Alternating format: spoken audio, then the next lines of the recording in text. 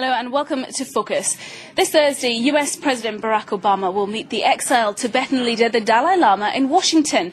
The White House has stressed the visit is a spiritual rather than political one, but it has enraged Chinese authorities and some believe could seriously undermine already strained tensions between China and the US.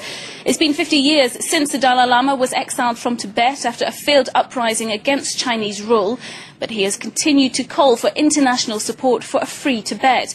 The Chinese fear that this Thursday's visit will serve as another reminder of his plight. In this report, we've been to India, where many Tibetans are still living in exile 2 years after protests in their homeland were violently suppressed. Dharamshala, the home of the Dalai Lama and thousands of Tibetan refugees in exile. They're praying together to celebrate the new year. 2 years after the violence in Lhasa, the ceremonies bear a somber tone. Usually we celebrate the New Year with songs, but because of the Chinese occupation, we are mourning. Outside the temple, Tibetan activists loudly demand that the struggle for a free Tibet continues. This is our national flag. This is a symbol of our resistance, of our freedom struggle. In Tibet, it is illegal to fly this flag.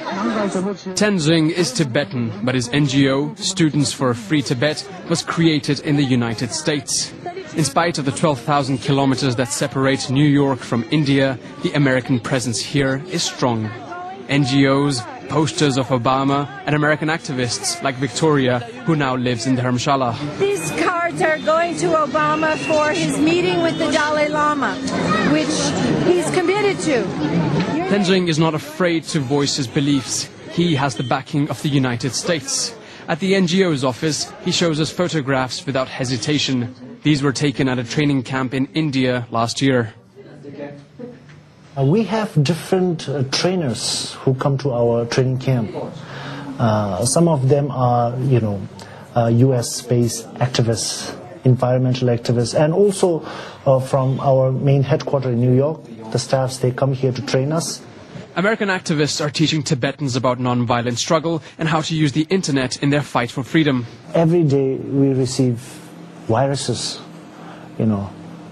China tries to control even our freedom also here. So for that reason, we have our friends, who are good in technology, who have come here to India and teach us.